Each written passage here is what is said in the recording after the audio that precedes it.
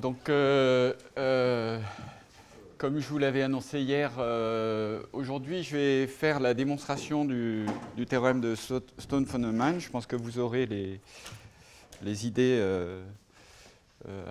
assez précises là-dessus. Je vais donner quelques formules que je ne referai pas, mais dont je vous donnerai les résultats.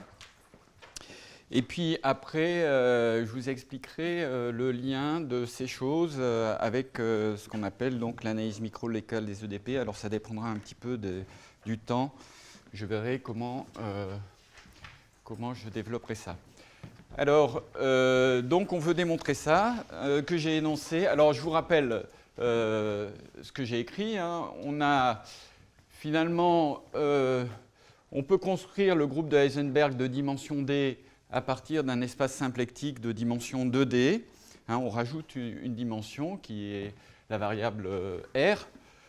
Hein, et la formule de composition, c'est qu'on ajoute les vecteurs, et puis pour R, on fait intervenir la forme symplectique. Hein, on fait R plus R', et puis on ajoute le sigma de VV' sur 2. C'est la formule de composition du groupe de Heisenberg. Et une représentation unitaire, c'est on essaie de trouver un espace de Hilbert et un morphisme du groupe dans l'ensemble des transformations unitaires de l'espace de Hilbert. Le fait que la représentation soit irréductible, c'est dire, alors soit dire que les seuls sous-espaces globalement invariants, c'est 0 et l'espace de Hilbert tout entier, soit dire que si vous avez un opérateur borné qui commute avec tous les ρ de G, ben il est de la forme lambda fois l'identité. Et puis, donc la représentation de Schrödinger. Alors, je vous avais dit qu'un espace symplectique, on peut toujours trouver deux plans lagrangiens qui sont supplémentaires, et donc ça donne un système de coordonnées. Donc, on peut écrire les choses de façon un peu plus invariante, mais la représentation de Schrödinger, finalement, consiste à dire que, ici, c'est l'exponentielle, voilà, pour être précis, un élément du groupe de Heisenberg qui agit sur U, eh bien, c'est une translation en x de vecteur x0, et puis on multiplie par quelque chose qui oscille, paramétré par xi0. Et puis l'action de R, ça se traduit par tout simplement la multiplication par exponentielle IR sur epsilon. Et donc le résultat, c'est de dire que toute représentation irréductible, alors régulière, ça j'en ai pas parlé, mais il y a une petite hypothèse de continuité par rapport à G de cette action, de la façon dont ρ de G dépend de G. Il y a une hypothèse de continuité, en fait, même de mesurabilité, ça suffit. Donc, toute représentation irréductible du groupe de Heisenberg, telle que sur le centre, c'est donné par le caractère exponentiel IR sur epsilon, donc epsilon c'est un paramètre positif, eh bien, était unitairement équivalente à cette représentation-là. Alors, la démonstration, je vous ai dit, il y a 3 étapes essentiellement. Hein, donc, on était dans la partie grand 2, 2.2, je pense. C'était, je vous ai dit que j'allais parler de l'algèbre de Weil.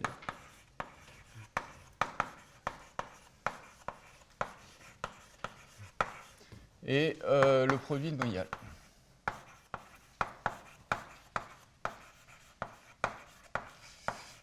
Alors, je prends ρ, une représentation unitaire quelconque. Et je vais prendre F qui appartient à S de V, donc dans la classe de Schwartz. Ce que j'ai rappelé ici, c'est la transformée de Fourier symplectique, hein, qui a l'avantage que quand on fait 2 fois la transformée de Fourier, on retombe sur F. Et à ce moment-là, je vais définir W⍴ de F, qui est l'intégrale sur V de f chapeau de v, rho de exponentielle v, d lambda v epsilon de v. Donc c'est une intégrale pas tout à fait sur tout le groupe. Vous voyez que ça c'est unitaire. Ça c'est évidemment dans L1, donc ça donne un opérateur borné.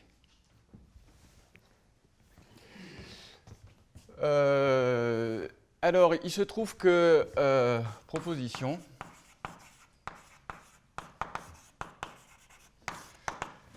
C'est quelque chose qui est indépendant de ρ, et c'est ça qui est important, c'est qu'on a deux propriétés.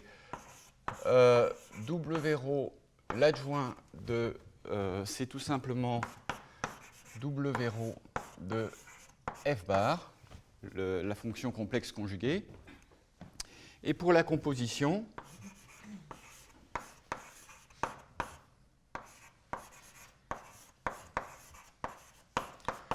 c'est W ρ de F1, on le note comme ça.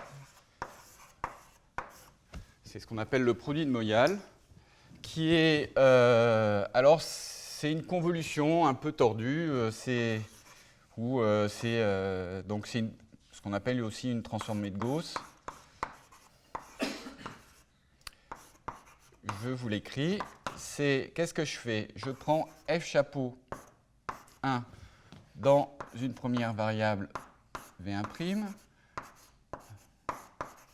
dans une deuxième variable v2', je multiplie par exponentielle i sur 2 epsilon sigma de v1', v2'. Alors là, je suis dans v plus v, la somme directe de v plus v. J'ai une transformée de Fourier symplectique sur v plus v, puisque j'ai une forme symplectique qui est sigma plus sigma, hein, je sépare les variables. Donc je fais à nouveau la transformée de Fourier dans l'espace des deux variables, et je restreins à v1 égale v2 égale v. Alors, qu'est-ce qui est important là-dedans? C'est que alors ça va bien de... ça fait une algèbre. Pourquoi? Parce que vous voyez, qu'est-ce qu'on fait? On prend F1, F2, je lui associe F1 chapeau, F2 chapeau. Maintenant, je lui associe la fonction, donc séparation des variables, c'est le produit tensoriel. Hein, c'est donc F1 chapeau de V1', F2 chapeau de V2'. Ensuite, je multiplie par exponentielle i sur 2 epsilon sigma de V1', V2'.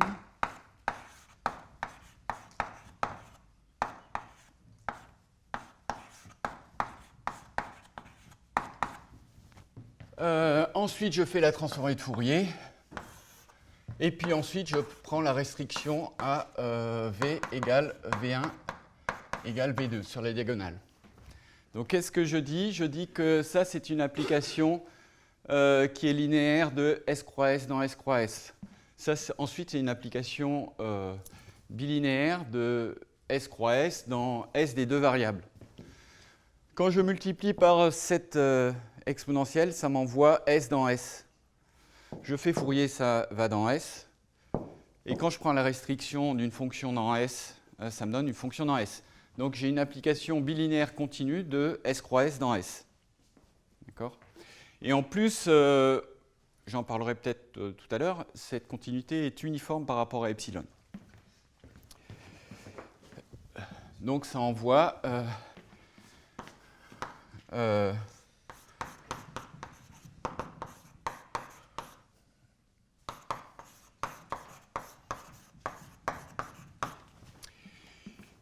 et vous voyez que la composition donc, de deux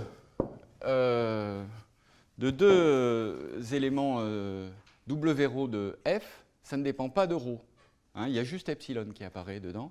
Hein, c'est une opération sur l'espace des fonctions qui ne dépend pas de ρ. Et c'est ça qu'on va utiliser. Alors, il y a bon, ça, je vais peut-être... il y a une petite généralisation qui est que, vous voyez ici, on pourrait prendre... Alors, sur quoi ça repose, cette formule? Ça repose sur le fait que, tout simplement, f chapeau de 2pi epsilon d delta de v moins v0, ça, c'est exponentielle moins i sur epsilon, sigma de... Alors, v... Alors, j'écris... je vais prendre v', v... V0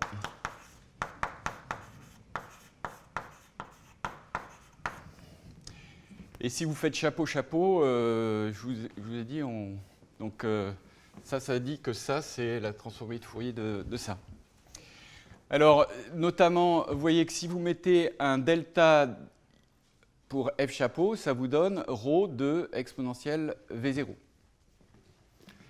Hein, donc, vous pouvez écrire ρ de exponentielle V0. Alors, ce n'est pas dans S, mais les calculs marchent encore. C'est W ρ de exponentielle I sur epsilon, sigma de V0. Point. Et donc, on a encore des formules qui marchent. Si je prends f dans S, alors je veux juste, c'est exponentielle.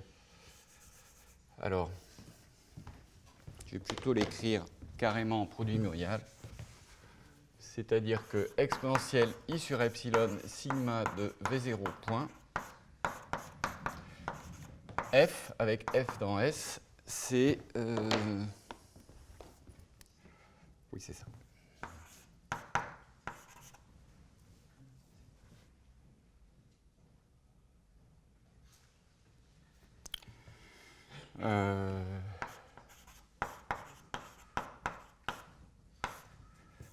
F de V moins V0 sur 2. Et si vous avez, vous faites la conjugaison par ça aussi,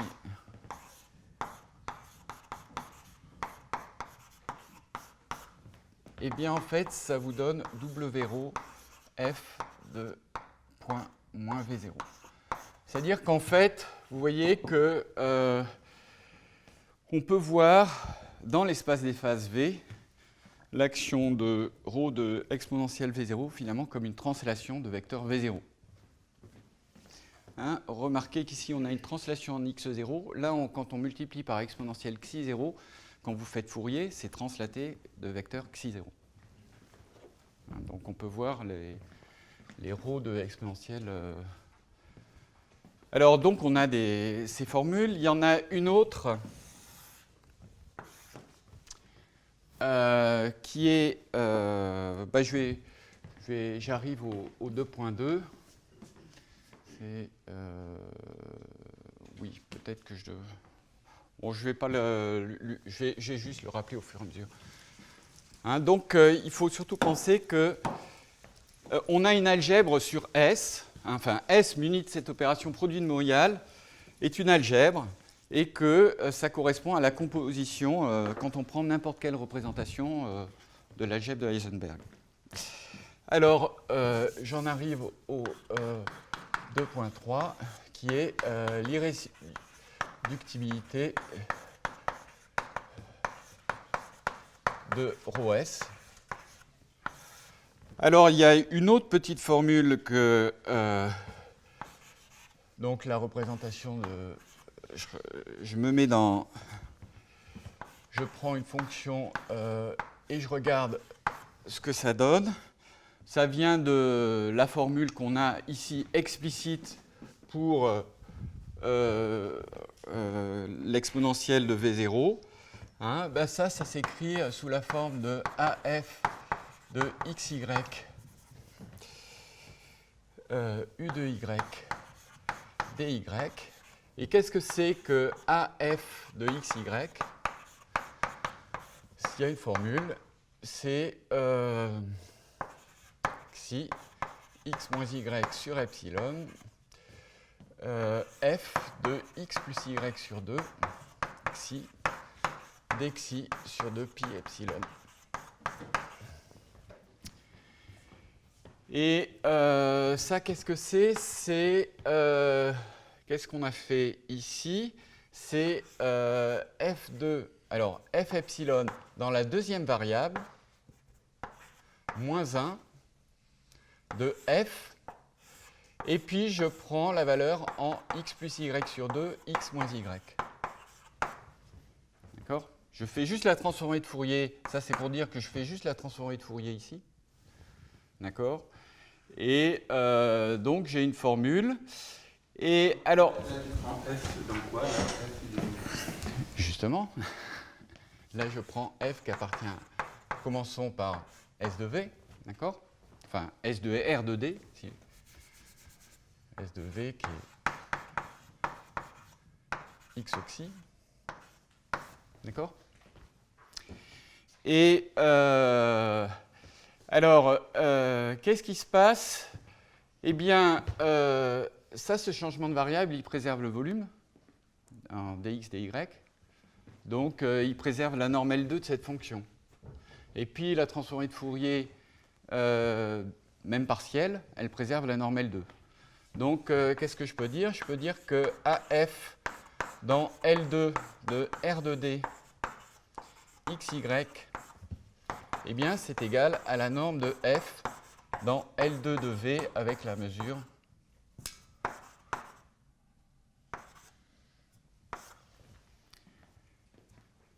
donc,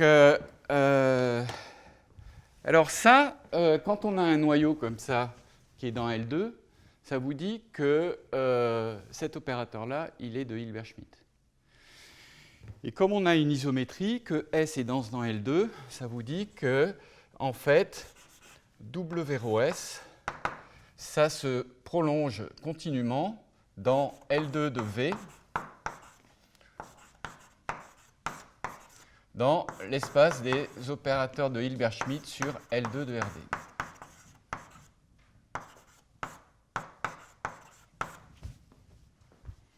D'accord? Et c'est unitaire.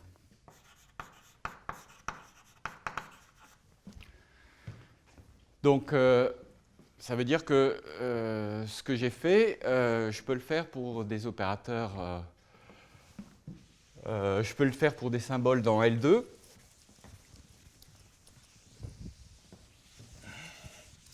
Alors, je ne parle pas de... Et justement, ça va permettre de montrer que très facilement que ρ s est irréductible. Alors, pourquoi ρ s est irréductible? Je dis que donc si B qui appartient à L de L2 de RD X commute avec ρ de G, G appartenant à N, alors B commute avec tous les W rho S, alors rho S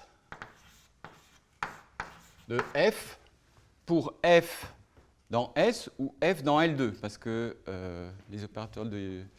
Enfin, tout ça, les opérateurs de Hilbert-Schmidt s'incluent dans les opérateurs bornés.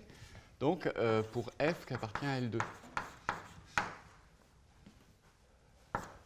Mais ça me dit qu'il commute avec tous les opérateurs de Hilbert-Schmidt.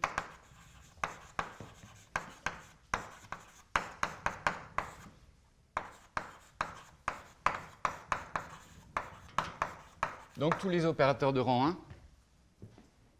Et un opérateur qui commute avec tous les opérateurs de rang 1, c'est forcément lambda fois l'identité.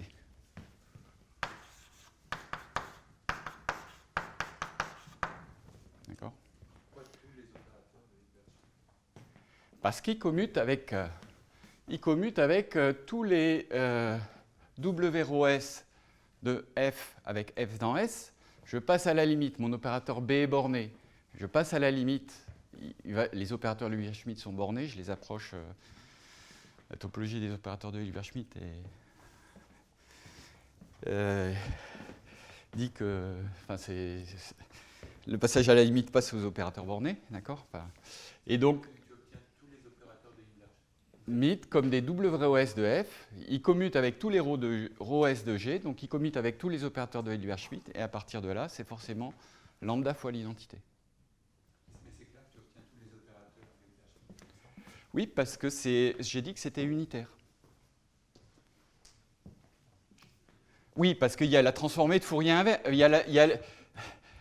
En fait, les opérateurs de Hilbert-Schmidt, c'est donné par ce qu'on appelle des noyaux dans L2. Si j'ai un noyau dans L2, ben, qu'est-ce que je fais? Je fais la transformée de Fourier inverse, ça me donne un symbole dans L2. Il y a une transformation inverse. Bon, je peux écrire la formule, mais... Donc, c'est une bijection, c'est vraiment une transformation unitaire. Donc, ben là, on y est presque, parce que maintenant, j'en suis à la fin de la preuve. Alors, je vais prendre une fonction psi qui appartient à S de RdX. Je vais supposer que psi dans L2 est égal à 1, fixé, hein. Psi fixé. Et puis, je vais considérer l'opérateur, le projecteur orthogonal sur psi, qu'on note en utilisant la notation des physiciens, comme ça, c'est-à-dire que à U, vous lui associez psi U. Donc ça, c'est un scalaire, et ça vous donne, c'est le produit scalaire de pi avec U. Son noyau, ça s'écrit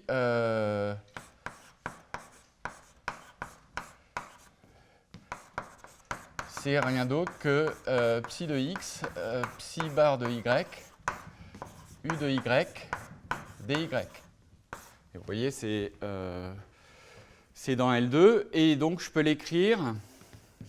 Je peux écrire comme un. En plus, c'est même dans S en l'occurrence. Hein, je peux l'écrire sous la forme d'un WROS de F, avec F qui appartient à S de V.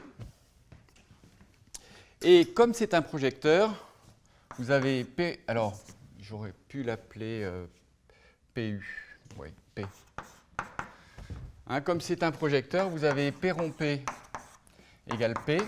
Vous avez P étoile égale P. C'est un projecteur orthogonal. Et puis, si vous avez P rho S de GP,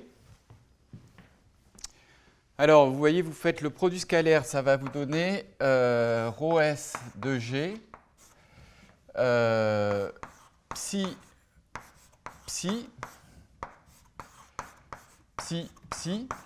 donc ça c'est alpha psi, c'est une fonction de G fois P. Alors, je vous ai dit que la composition se traduisait comme une opération sur les symboles indépendamment de la représentation. Donc ça s'écrit ça f dièse epsilon f égale f. Ici, ça va s'écrire f bar est égal à f. Et ici, je vais avoir f dièse epsilon exponentielle i sur epsilon sigma de v point f égale alpha de psi de g f. Et ça, c'est des opérations simplement sur f.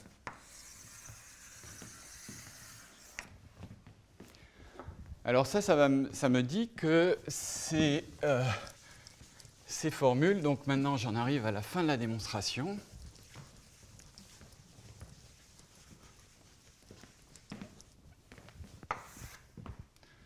Donc c'est, je crois que c'était 2.4, fin de la démonstration.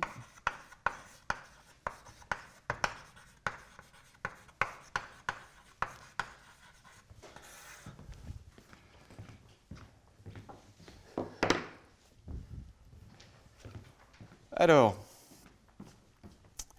à partir de là, j'ai, si je prends ρ, une représentation unitaire irréductible de n, telle que ρ de exponentielle R0 est égal à,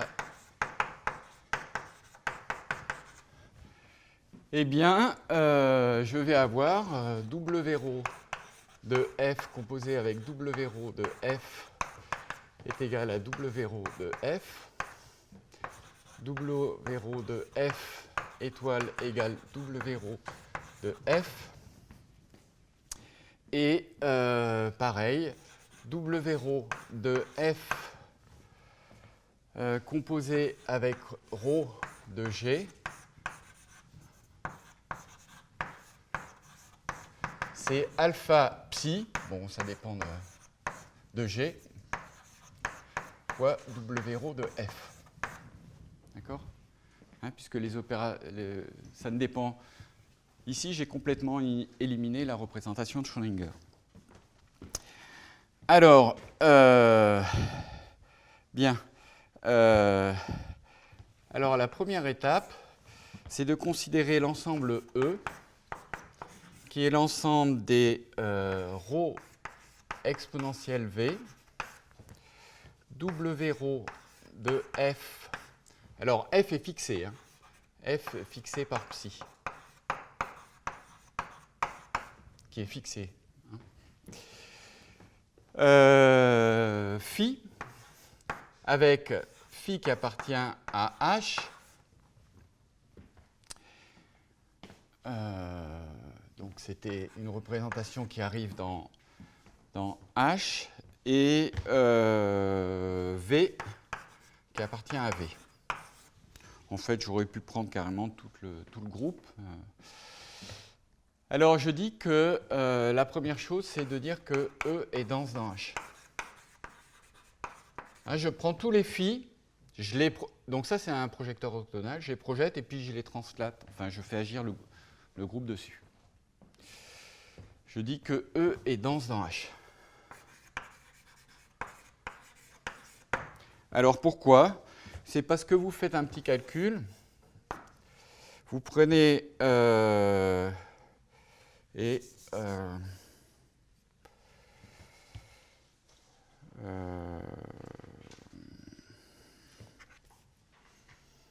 vous prenez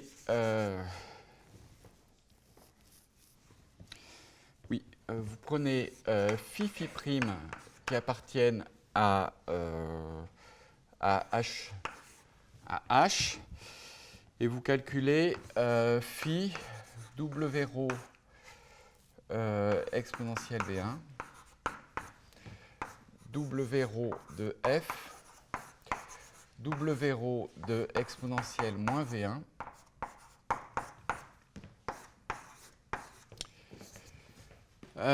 ça c'est phi prime W0 f de point moins V1 phi. Est-ce qu'on a vraiment besoin de ça? Et alors, vous traduisez ça en termes d'intégrale. Et ce à quoi vous allez, en utilisant, oui, vous traduisez ça en termes d'intégrale et ça devient tout simplement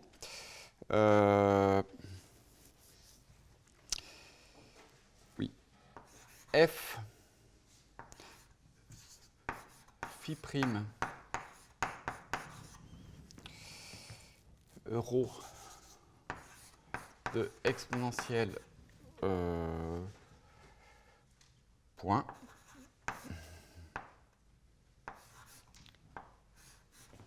vous prenez sa transformée de Fourier et vous prenez la valeur en moins V1.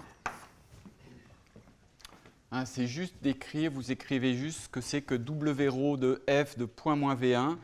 Et en fait, la translation de V1 se traduit sur la transformée de Fourier par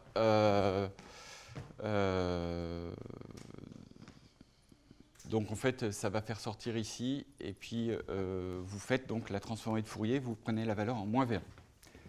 Hein, ça, c'est bien une fonction de... Vous voyez, c'est une fonction de V fois une fonction de V.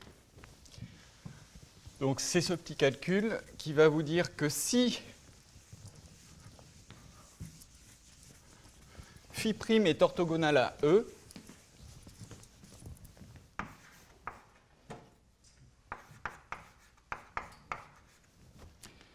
eh bien, ce que ça impose, ça vous dit que pour tout phi appartenant à H, et pour tout, ça vous dit que la fonction est nulle. Et donc, si la transformée de Fourier est nulle, ça vous dit que pour tout V appartenant à V, f de V, phi' rho exponentielle de V, phi est égal à 0. Mais ça, c'est non identiquement nul. Donc, ce qu'on obtient, c'est il existe un V0. Hein, vous avez pour tout phi appartenant à H, phi' rho de exponentielle V0, phi est égal à 0. Mais ça décrit tout H. Donc phi' est orthogonal à phi' appartient à H orthogonal.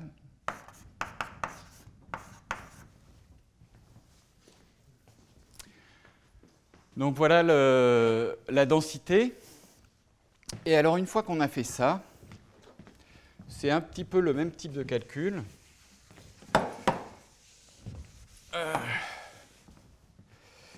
Une fois qu'on a fait ça, le point 2,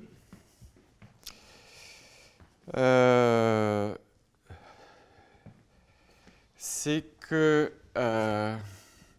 en utilisant cette formule-là, si vous notez, alors je vais prendre phi'1', c'est W rho de F phi'1, et phi de prime, c'est W rho de F phi 2, avec phi'1, phi 2 qui appartiennent à H. Vous avez rho de exponentielle V1 phi'1', rho de exponentielle V2 phi de prime.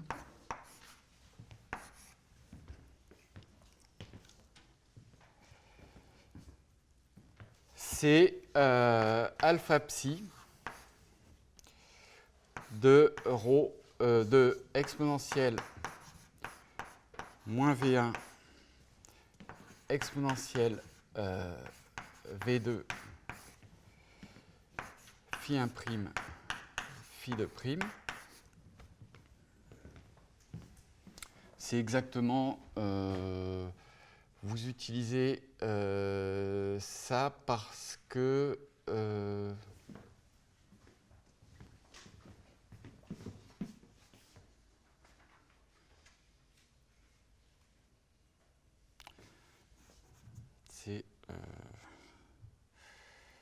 c'est, attention. Oui, c'est ça. Ça va rester. Oui. Et donc, une fois que vous avez fait ce calcul-là,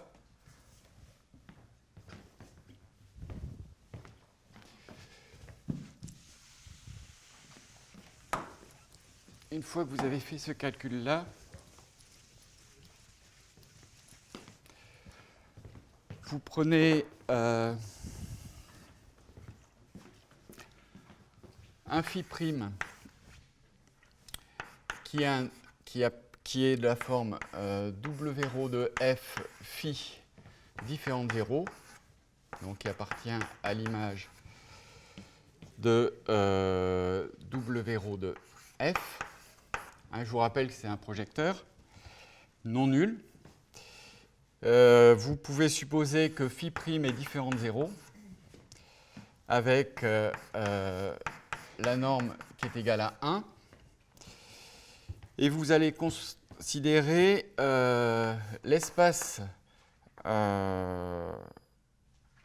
F rho phi, qui est l'espace vectoriel engendré par les rho de exponentielle V phi'. C'est-à-dire c'est l'ensemble des combinaisons linéaires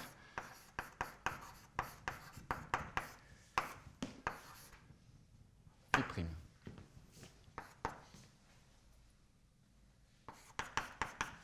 Fini.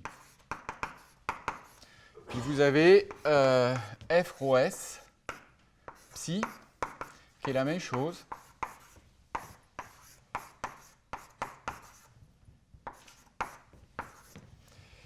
Psi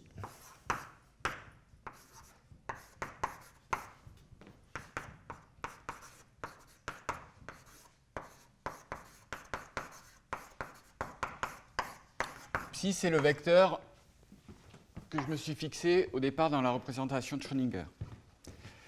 Alors, à partir de ce calcul-là, eh bien, ce que vous voyez, c'est que le produit scalaire à phi, qui est défini sur, qui va de F rho S psi, vous allez dans F rho phi,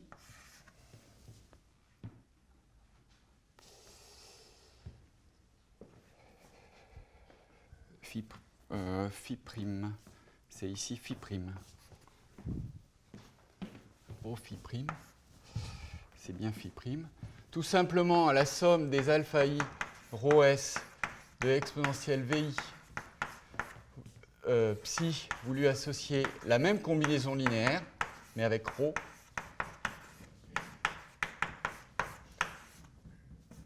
Phi prime. Bien, à cause de... ici, j'ai pris le même phi prime, donc ça, c'est égal à 1. Donc ça, c'est égal à 1, qui est la même chose que psi psi. Et puis, donc, les produits scalaires, ça va être les mêmes quand vous faites les produits scalaires. Donc, phi est une isométrie. Mais comme ρ s est irréductible,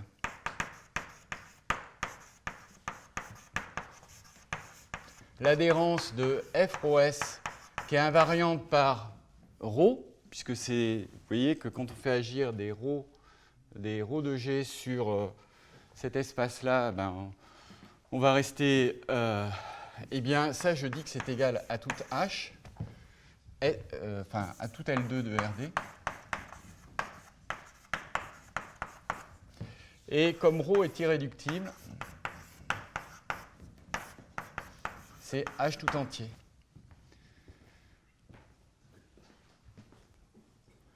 Donc, en fait, le prolongement unique de phi à L2 de RD me donne une transformation unitaire dans ma représentation irréductible du groupe de Heisenberg. Alors, je vais juste vous dire quelques mots sur... donc j'en ai écrit pas mal dans le texte, mais sur quel est le lien entre ce théorème de Stone-Feynman et finalement ce qu'on appelle l'analyse microlocale des équations dérivées partielles. Alors, d'abord,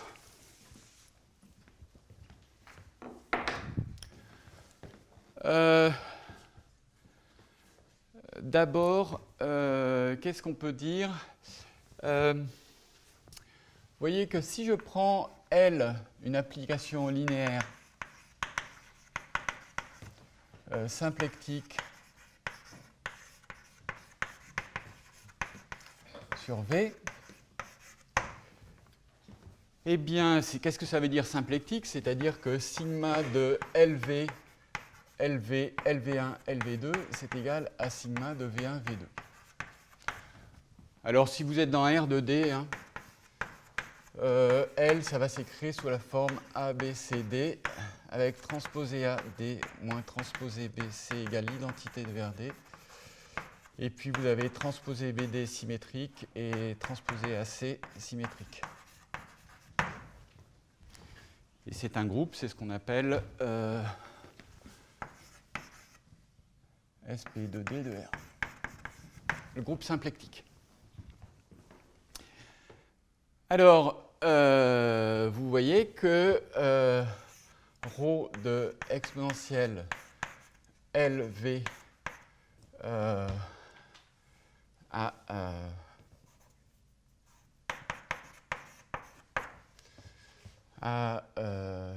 pardon.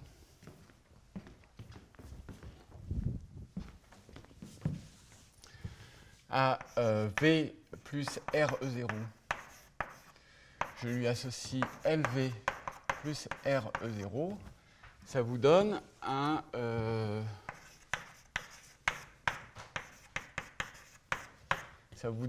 automorphisme du groupe de N. Puisque je ne change pas sigma. Donc, si je regarde maintenant, au lieu de exponentielle V plus RE0, je me mets dans la représentation de Schrödinger, hein, puisque je lui associe, au lieu d'y associer ρS de exponentielle VE0, je lui associe, ça me donne une nouvelle représentation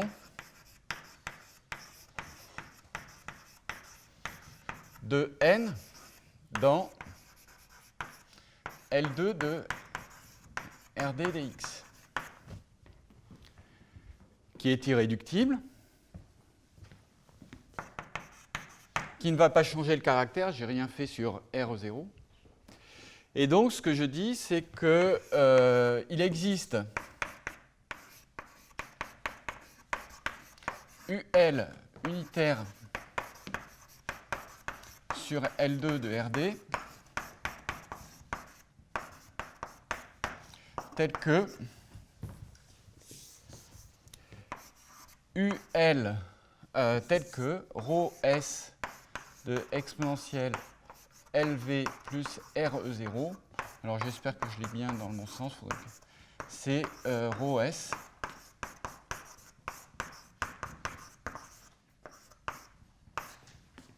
UL moins 1.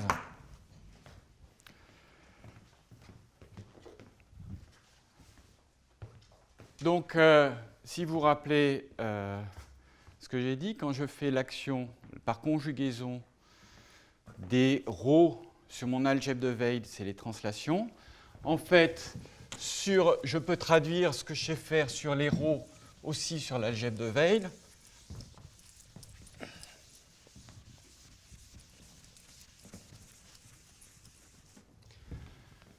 Donc, si je fais UL moins 1, en fait, ça c'est W ρS de F de L moins 1 point. Donc, en fait, je sais faire des transformations affines sur mes espaces de symboles. Je sais associer des opérateurs à des symboles.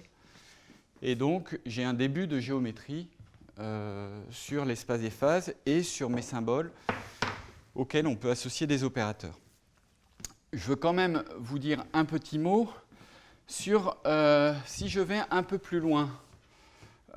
Si je fais UL1, UL2, ρ de exponentielle, on va oublier le R, hein, parce que UL2 moins 1, UL1 moins 1. Et puis ici, je fais U L1, L2 moins 1. Eh bien, ça vous dit que c'est ρ de exponentielle V. Donc, si je fais passer celui-là ici, je suis en train de dire que cet opérateur borné-là commute avec tous les ρ de exponentielle V. Donc, c'est lambda de l'identité. Je peux dire que moins 1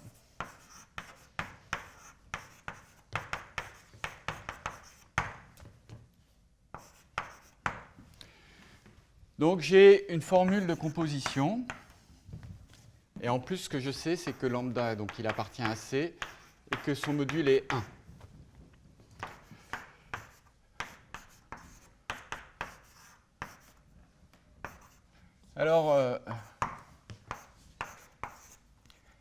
Alors c'est là qu'il y a quelque chose d'intéressant que j'ai un peu détaillé dans les notes.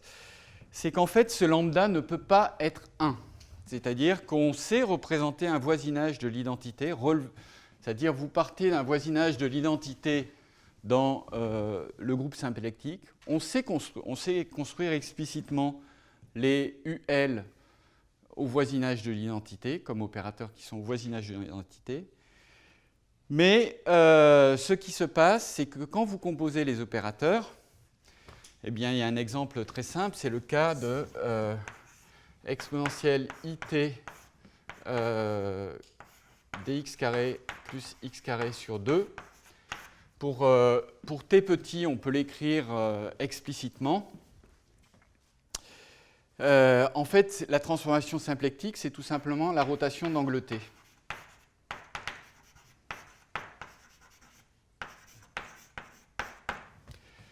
Mais ça, c'est l'oscillateur harmonique. On sait qu'on peut l'écrire à l'aide des fonctions de Hermite, et les valeurs propres des fonctions de Hermite, enfin associées au C, si je l'applique à phi n, c'est 1 demi plus n phi n, et c'est une somme directe de, on va dire, les projecteurs. Donc vous voyez que quand on fait une rotation d'angle 2π, eh bien 2π fois n, ça c'est sur n appartenant à n. 2π fois n, ça fait 1, mais par contre, on a changé le signe. Donc en fait, il y a un plus ou moins, et le groupe des transformations unitaires qui correspondent avec le plus petit, quand on parle d'un voisinage de l'unité, c'est en fait un revêtement à deux feuillets du groupe symplectique, et c'est ce qu'on appelle le groupe métaplectique. Alors, je vous ai dit que j'allais parler un petit peu de... Je vais être très rapide maintenant, mais vous allez voir que je vais juste vous rappeler le produit de Moyal, et puis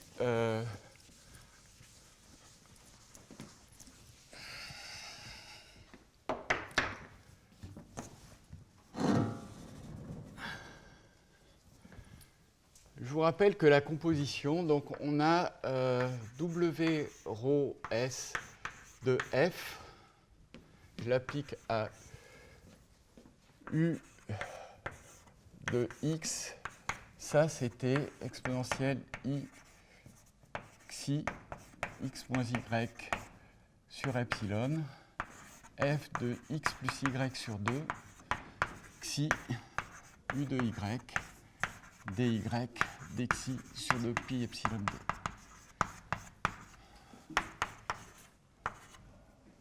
Alors c'est RD croix RD.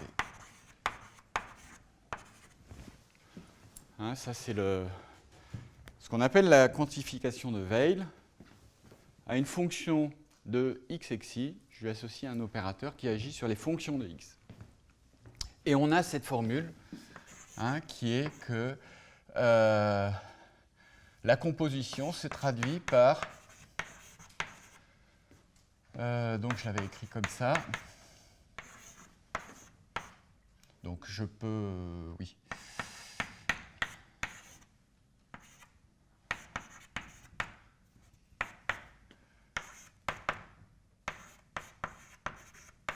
j'espère que je n'avais pas oublié le 2.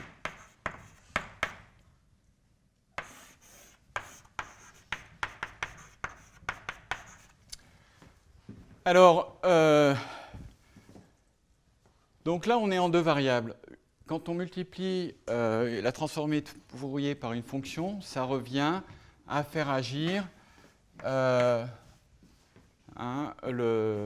une fonction de l'opérateur de dérivation. Et donc, ici, je peux l'écrire autrement, sigma sur epsilon de epsilon sur 2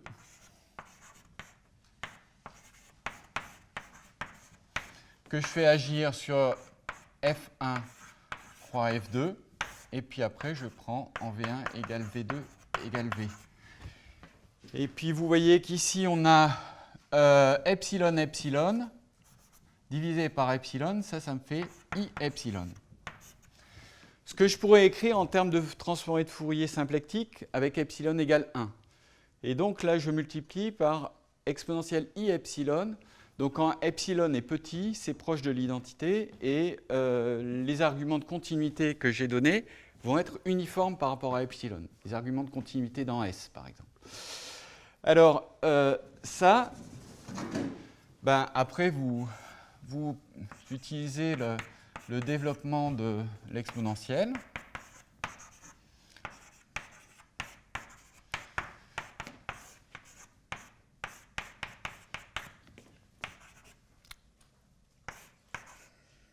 Alors, n factoriel.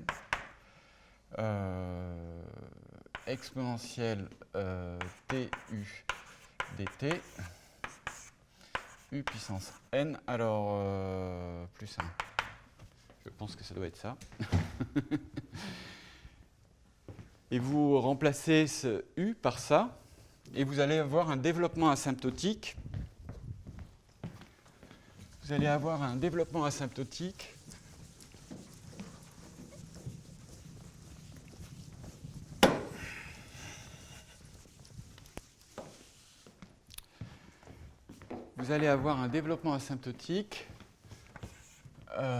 donc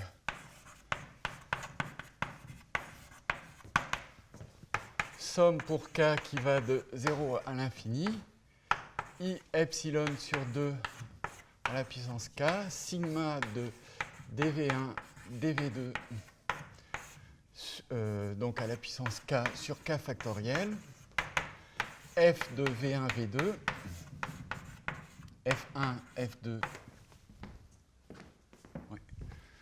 en v1 égale v, plus un epsilon à la puissance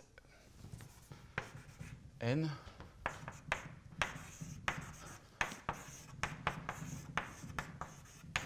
et ça c'est uniformément borné dans S de V. Donc vous avez des développements à un ordre arbitraire et c'est ce qu'on appelle le calcul pseudo-différentiel, parce que je vous rappelle que V c'est x xi et que l'opération de quantification, elle associe à x l'opérateur de multiplication par x et à xi, elle associe l'opérateur de dérivation epsilon dx. Donc, alors, ça c'est... alors, notamment, on peut regarder les premiers termes, c'est tout simplement f1 de v fois f2 de v, c'est le produit. Et puis ici, vous allez avoir I epsilon sur 2. Alors, ici, ça va donner ce qu'on appelle le crochet de Poisson. J'espère que c'est epsilon, sigma, dxi 1, 2i, pardon. Dxi dx f2 moins dx f1 dxi f2 plus epsilon 2 et puis plus etc. Alors ça c'est le crochet de Poisson f1 f2 qui a fait à nouveau le lien avec la mécanique classique. Vous voyez qu'au premier ordre, c'est un petit peu ce qu'a dit en epsilon eh bien, la composition des opérateurs, ça revient à multiplier les symboles. Donc ça veut dire que asymptotiquement, si on veut avoir une première information sur un produit d'opérateurs, il faut juste regarder les symboles et les multiplier. Alors ce que je dis dans S, il se trouve est valable pour des classes plus générales de symboles, notamment des classes qui contiennent les opérateurs différentiels. Et avec en plus cette idée de faire des déformations géométriques dont j'ai donné simplement la version affine, qui peuvent se réaliser non plus avec des opérateurs dits pseudo-différentiels, mais ce qu'on appelle les opérateurs de Fourier intégraux, on peut faire des déformations géométriques dans l'espace des phases pour étudier des équations aux dérivées partielles. Alors, ce que j'explique, c'est que tout ça, ça a été compris dans mes notes. Hein, alors, je vais peut-être donner des petits exemples. C'est que tout ça, ça a été compris à partir justement de l'évolution des idées de la mécanique quantique. Donc, vous avez Stone-Feynman, hein, je vous ai expliqué le lien avec ce point de vue des EDP. Je donnerai quelques exemples après. Mais il y avait d'autres choses qui ont joué un rôle, c'est notamment ce qu'on appelle les approximations BKW. Hein, les approximations BKW, ça a été introduit en 1926, je pense, enfin tout de suite après l'équation de Schrödinger. C'était justement pour avoir des solutions approchées de l'équation de Schrödinger. Et vous prenez donc, alors soit vous prenez IH dt, alors je vais mettre I epsilon dt psi, égale moins epsilon carré Laplacien x plus V de x, psi de, donc psi c'est psi de x et t, et vous cherchez une solution qui va être comme ceci. A de x t epsilon, avec A qui est de A0 plus epsilon avec un développement en puissance de epsilon. Donc c'est ce qu'on appelle l'approximation. Donc BKW, c'est pour les trois auteurs, Brillouin, Kramers et Wenzel. Et l'idée, c'est quoi? C'est que quand on a une EDP à coefficient constant, on l'étudie en prenant la transformée de Fourier, et puis on a juste du calcul à faire. Là, qu'est-ce que vous dites? En fait, exponentielle is de xt sur epsilon a de xt epsilon, au voisinage d'un point x0, t0, alors c'est ds, x0, oui, point x moins x0, t moins t0, plus un petit taux de hop sur epsilon, et puis a de x0, t0, epsilon plus un reste.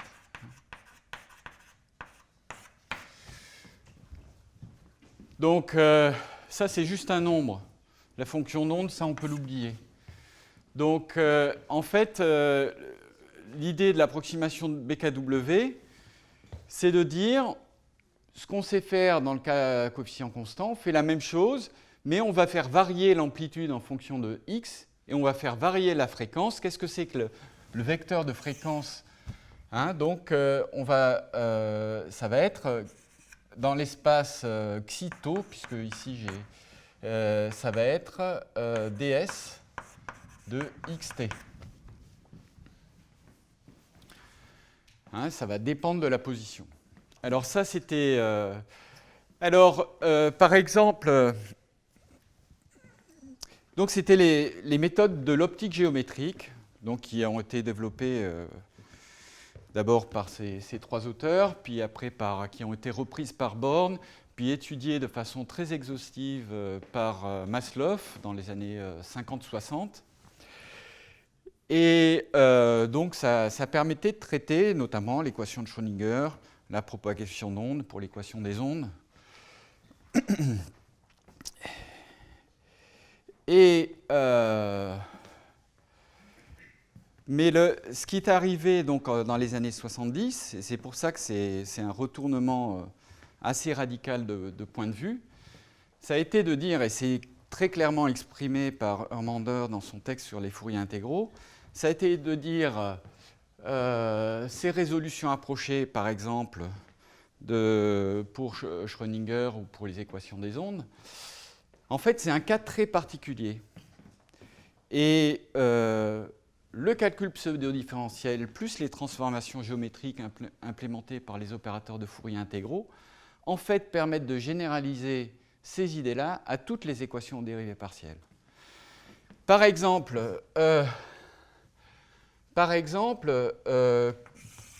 et ça permet de classifier les équations aux dérivées partielles. Hein, quand est-ce qu'on peut chercher, donc je regarde, donc je mets toujours un petit paramètre, je prends un opérateur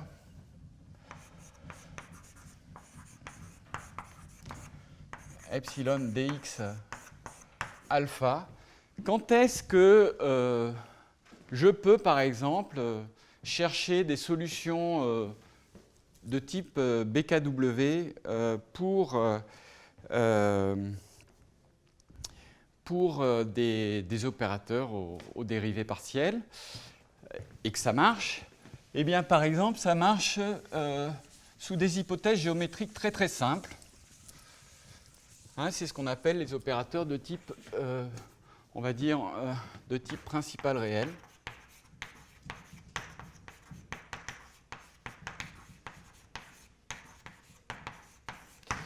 Ça va être vrai si le symbole P de x xi est réel.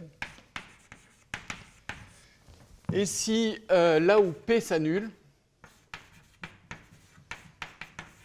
ça implique que dP en x xi est différent de 0.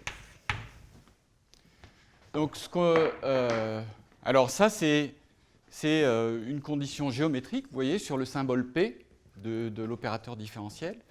Et si vous êtes sous ces hypothèses-là, ça vous dit qu'on peut faire des résolutions approchées, quitte à faire des transformations géométriques dans l'espace des phases pour résoudre de façon approchée, à l'ordre qu'on veut, l'équation dérivée partielle. Alors, ça c'est juste... Oui, c'est le symbole principal. Là, de toute façon, j'ai écrit que le symbole principal. Je n'ai pas mis de développement en puissance de epsilon. Hein. Donc, oui, c'est le symbole principal. Oui. Alors, parce que justement, comme on peut travailler avec des développements, il suffit de... L'ellipticité aussi, c'est juste l'inversibilité. Hein, c'est si le symbole est différent de 0 dans sa classe, si on peut inverser. Le symbole principal est différent de 0, on peut inverser. Donc, ça sont les exemples les plus simples. Mais après, vous voyez, on peut dire... Ah, mais il peut y avoir des points où la différentielle s'annule. À quel ordre? Et donc, ça aboutit à toute une théorie de classification des équations dérivées partielles. Donc, Hörmander a mis en œuvre, alors, et puis d'autres, hein, puis ça continue. Et le dernier point, c'est que donc, ce qui va se passer dans ces cas-là, c'est quand on a un symbole de type principal réel, il va y avoir deux choses. L'information, quand vous résolvez une équation PU égale 0, U va se localiser dans l'espace des phases U epsilon égale O de epsilon infini en dehors de P-1 de 0. Mais en plus, c'est que là où U epsilon est important,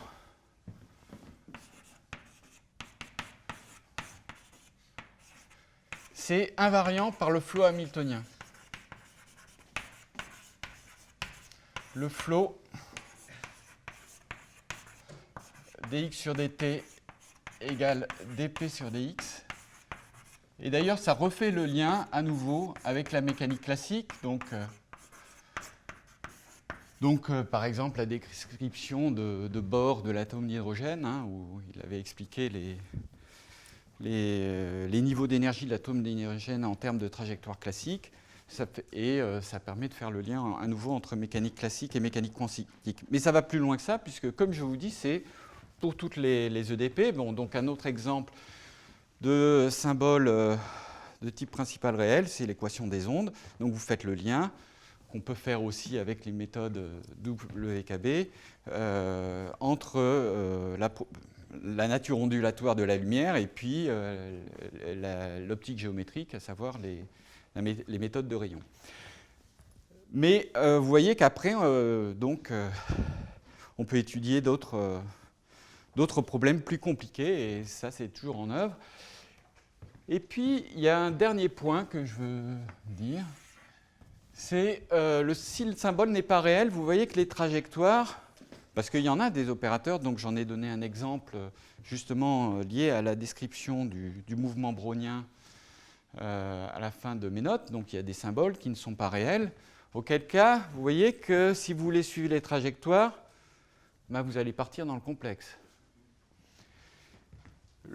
L'autre intérêt de partir dans le complexe, c'est si vous mettez des phases complexes, au lieu de regarder des oscillations, vous regardez des exponentiellement petits. Vous pouvez calculer précisément des exponentiellement petits.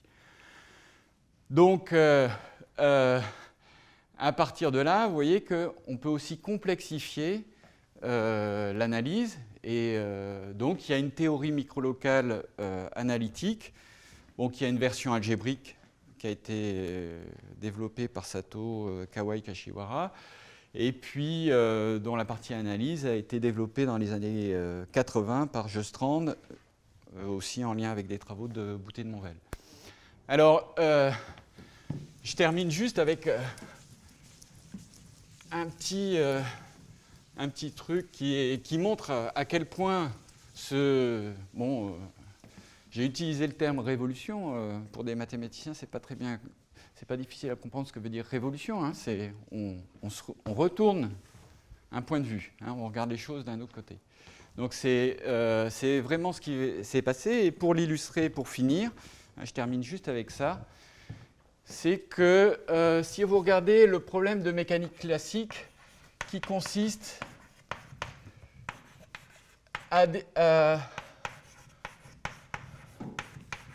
donc, qu'est-ce que c'est ça?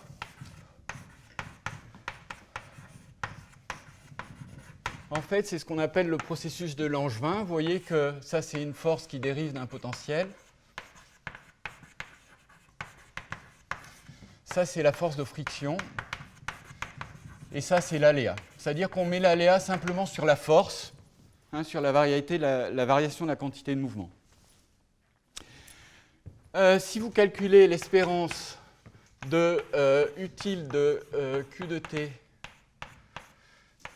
P de t, sachant que Q de 0 égale Q et P de 0 égale P, ça vous donne une fonction utile de Q, P et de t. Et puis il y a une petite normalisation, je vais l'appeler U, et ce U résout une EDP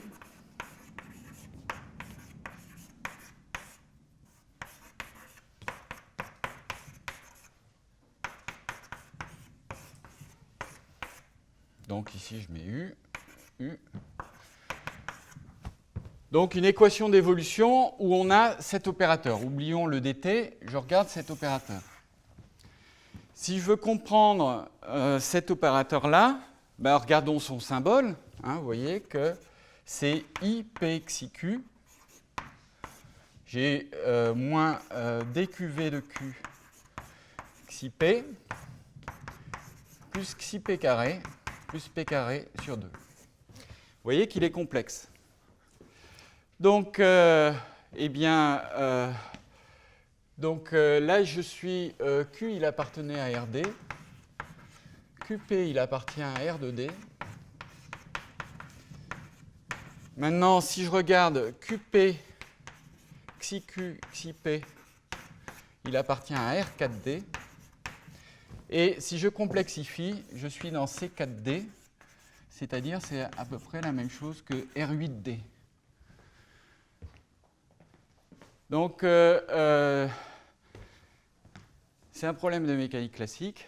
Pour bien comprendre les propriétés dynamiques de ce problème-là, il faut faire de la géométrie dans C4D, dans R8D.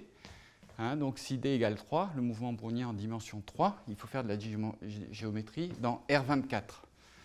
Hein, et vous voyez, c'est un problème de mécanique classique qui en fait est beaucoup plus compliqué que le point de départ, qui est l'équation de Schrödinger. Voilà. Je vous remercie.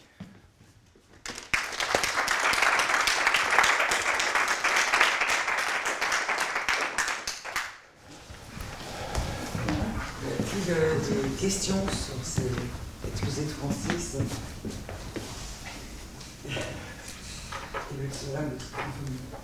Juste une petite, mais vraiment,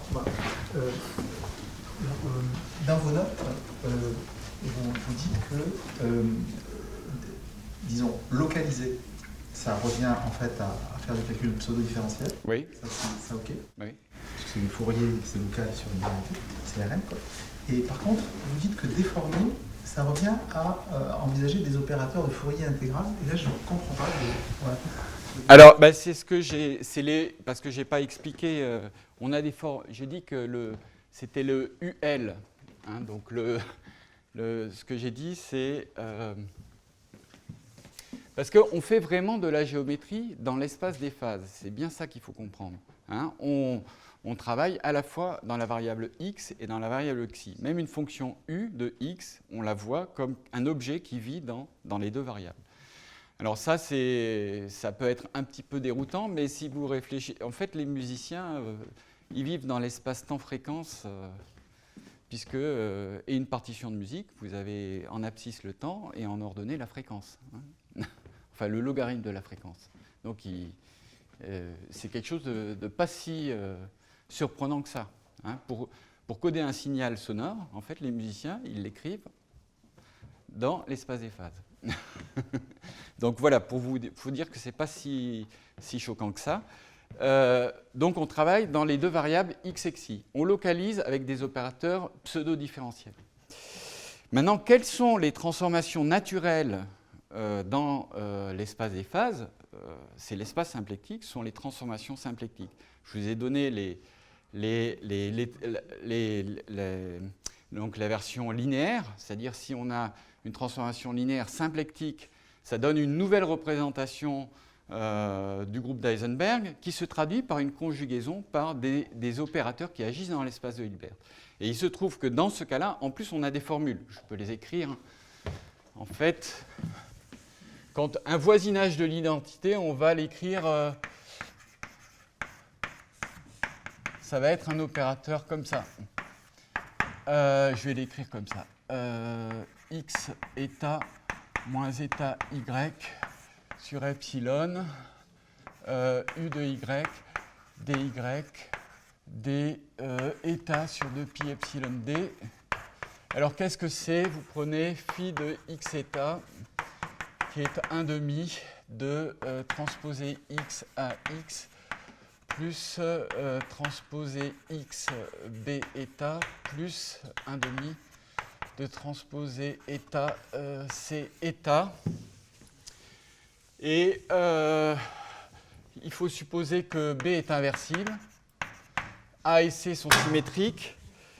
Et c'est associé à la transformée. La transformée canonique, c'est dx, alors non, d état phi, état, je lui associe x, dx phi. Alors, qu'est-ce que ça me donne? D état phi, c'est transposer bx plus c état. État, je lui associe x ax plus b état. Alors, je dis pas de bêtises, oui c'est ça. Ça c'est une transformation symplectique. Donc on a par exemple, alors qu'est-ce qu'on fait après? Toujours pareil dans l'idée modulation de fréquence et d'amplitude. Maintenant, au lieu d'avoir une forme quadratique, vous pouvez prendre un phi qui est plus général. Et ça, du coup, ça ne va plus être exact, l'action sur le calcul pseudo-différentiel, mais vous allez avoir un développement asymptotique avec des restes, etc. Donc en tout cas, à l'ordre 1, ça vous fait exactement la transformation géométrique. Donc il y a, on sait, et donc quand vous avez un problème d'EDP, maintenant vous avez donc une géométrie des EDP. Vous faites vous essayez de trouver un changement de coordonnées, d'accord, qui vous ramène à un modèle le plus simple possible, un modèle algébrique ou un modèle que vous savez traiter. Vous le déformez et comme ça vous pouvez voir si ça rentre dans un problème classique qui a déjà été étudié ou si ça vous donne aussi des idées comment faire l'analyse du problème.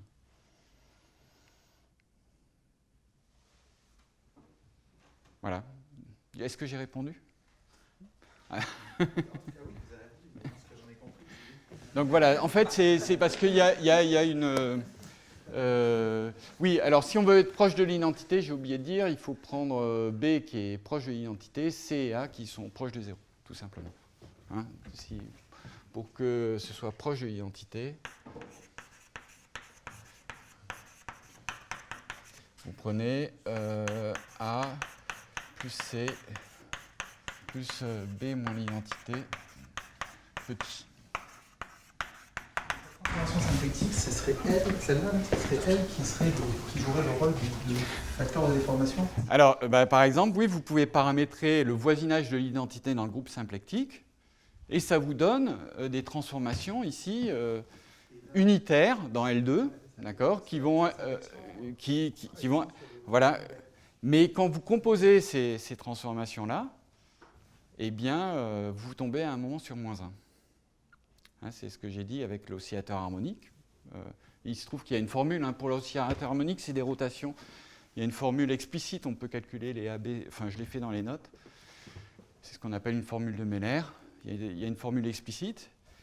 Et vous voyez que si vous partez d'un voisinage de l'identité, vous avez forcément le signe -1. Et en fait, c'est le plus petit groupe fait à partir de ces transformations unitaires que vous pouvez avoir. C'est forcément au moins un revêtement à deux feuillets. Après, on peut prendre un revêtement plus gros, mais c'est...